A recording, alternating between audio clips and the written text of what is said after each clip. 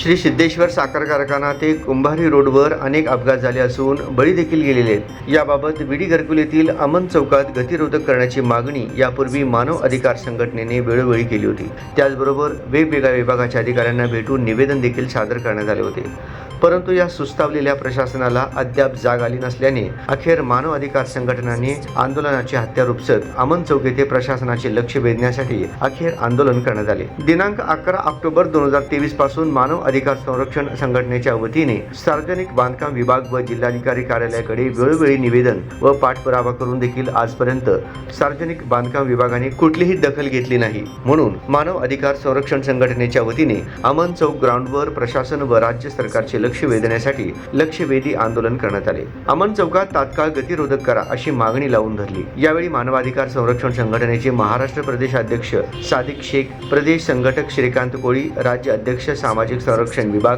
प्रवीण चांदेकर, प्रदेश संपर्क प्रमुख महबूब कादरी, शहराध्यक्ष अजहर बिजापुरे, जिल्हाध्यक्ष आरोग्य विभाग अकबर शेख, सामाजिक कार्यकर्ते एजाज खलीफा, शहर संपर्क प्रमुख फैयाज मुल्ला, मीर मोहम्मद खान, नागनाथ गणपा, इरफान मुजावर, सलीम शेख यासह अनेक कार्यकर्ते उपस्थित होते।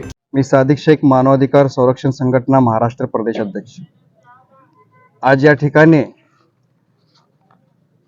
मानवाधिकार संरक्षण संघटनेच्या वतीने साखर कारखाना ते कुंभारी रोड या ठिकाणी अमन चौक मध्ये गतिरोधक करा म्हणून लक्षवेधी उपोषण करण्यात आलेलं आहे।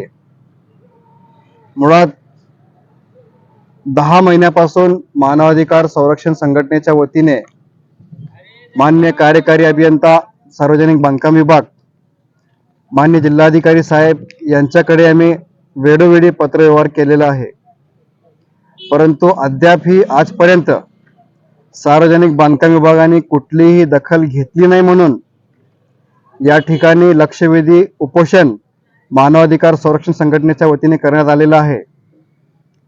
यापुढे अमन चौकामध्ये 10 दिवसात जर गतिरोधक झाला नाही तर आपल्या माध्यमातून सांगू इच्छितो, 11व्या दिवशी सार्वजनिक बांधकाम विभाग या ठिकाणी मानवाधिकार संरक्षण संघटनेच्या वतीने अधिकाऱ्यांना न सांगता अचानकपणे आम्ही आंदोलन करणार आहे। हे पूर्ण जबाबदारी सार्वजनिक बांधकाम विभागाची असेल। वेळोवेळी अनेक विषयावर मानवाधिकार संरक्षण संघटना शासन दरबारी पाठपुरावा करत आहे।